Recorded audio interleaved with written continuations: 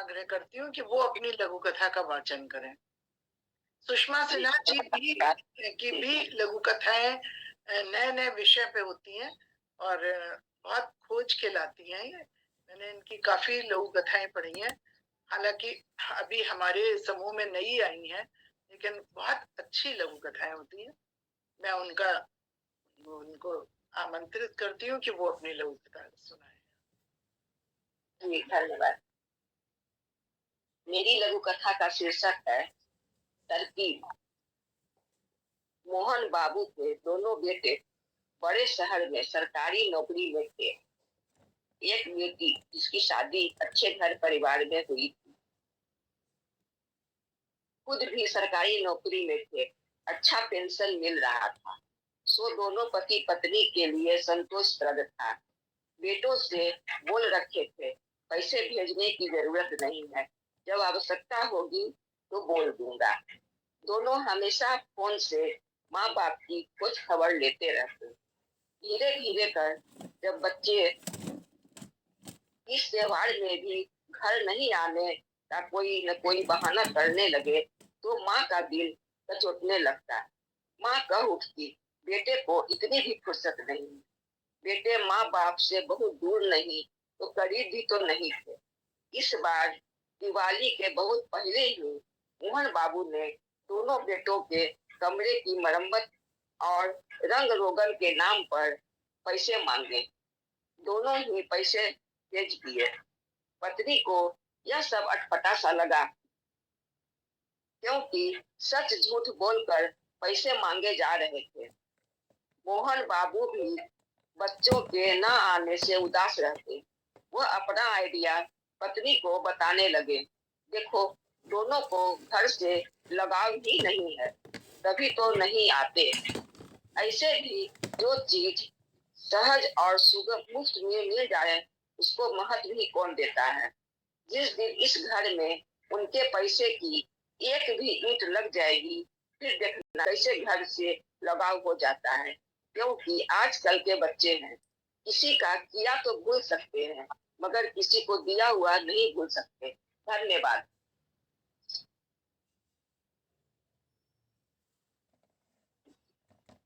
बहुत सुंदर कहानी लघु कथा।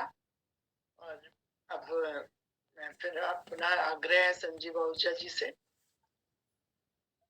सुषमा जी सिन्हा जी की कथा तरकीब, मुद्दा तो बहुत बहुत बढ़िया उठाया।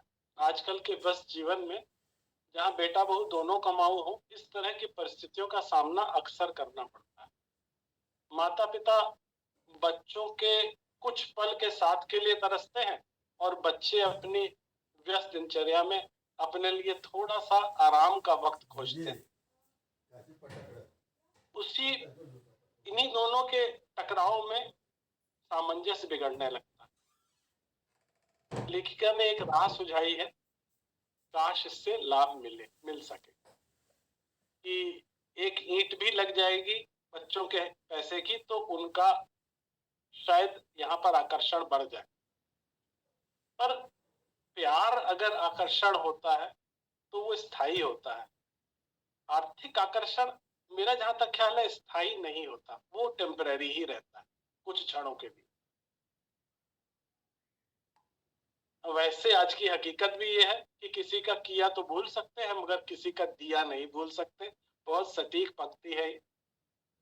पर एक सवाल मन में उठ रहा है कि क्या माता पिता भी इसी की कैटेगरी में ही आते हैं? माता पिता तो माता पिता होते हैं। पर लघु कथा अपनी जगह पे बहुत सही है, बहुत सटीक है, बहुत सारे सवाल उठा रही है, जो कि एक अच्छी लघु कथा का लक्षण है कि जिसके अंदर से दूसरी लघु कथा पैदा हो। इसमें से एक लघु कथा निकल सकती है, इसलिए बहुत बधाई आदरणीय को, बहुत अच्छी लघु कथा लिखी। आज एक के बाद एक सारी लघु कथाएं बहुत अच्छी आ रही है। समीक्षक अच्छे हैं तो लघु कथाएं तो अच्छी आएंगी। बिल्कुल और सही। ये सही बात आप कह रहे हैं कि इस लघु कथा में से बहुत लघु कथाएं, कई लघु कथाएं निकल सकती हैं। और ये हमारे इस गोष्ठी का सबसे अच्छा एक पहलू भी है कि हमें इसमें सबकी लघु कथाएं जब हम सुनते हैं तो हमारे बहुत सारे नए विचार आ जाते हैं, क्योंकि उन्हीं लघु कथाओं में से हम कुछ, एक तो हम पुरानापन छोड़ देते हैं, भाई ये तो हम लघु कथा सुना चुके हैं लोग, तो हम इसी विषय पे क्या क्यों लिखें। तो और दूसरे नए नए विचार भी, और उसी या फिर उसी विचार पे, उसी विषय पे कुछ नयापन लेके हम लोग फिर लघु कथा लिखते हैं, क्योंकि जब हम यहाँ पे सुन लेते हैं कि ये लघु कथा ऐसे लिखी हुई है तो हम उसका तेवर ही बदल देते हैं। तो पुराना विषय होकर भी नए तेवर में हमारी लघु कथा आ जाती है, तो इससे हमको बड़ा फायदा होता है। ये गोष्ठी इसलिए भी बहुत अच्छी है, और समीक्षक अगर बारीकियां जब निकालते हैं तो और भी ज्यादा हमारे दिमाग की बत्तियां खुलती हैं। तो मैं बहुत बहुत धन्यवाद देती हूँ आहूजा जी, आपको बहुत अच्छी समीक्षा आपने की।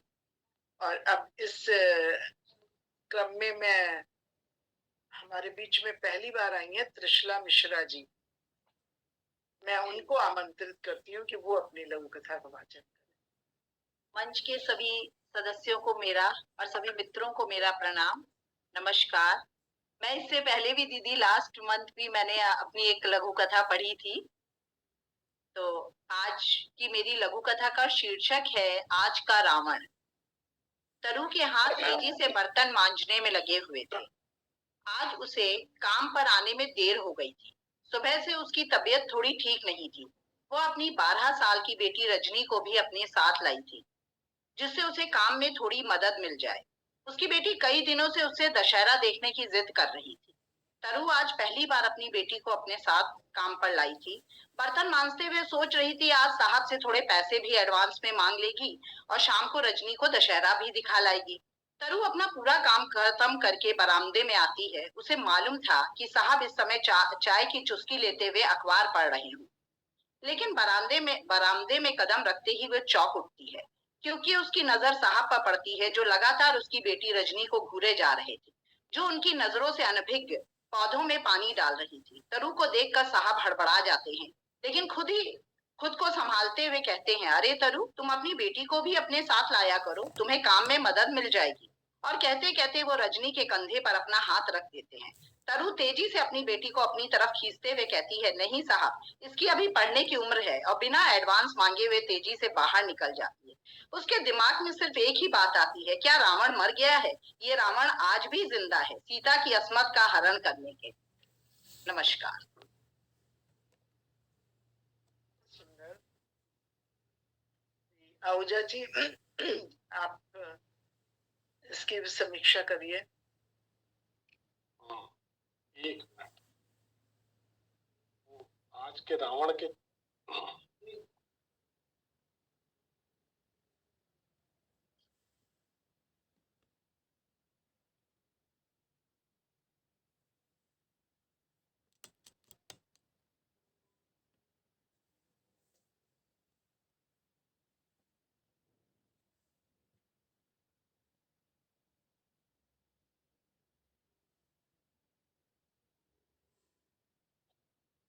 त्रिशला मिश्रा जी की लघु कथा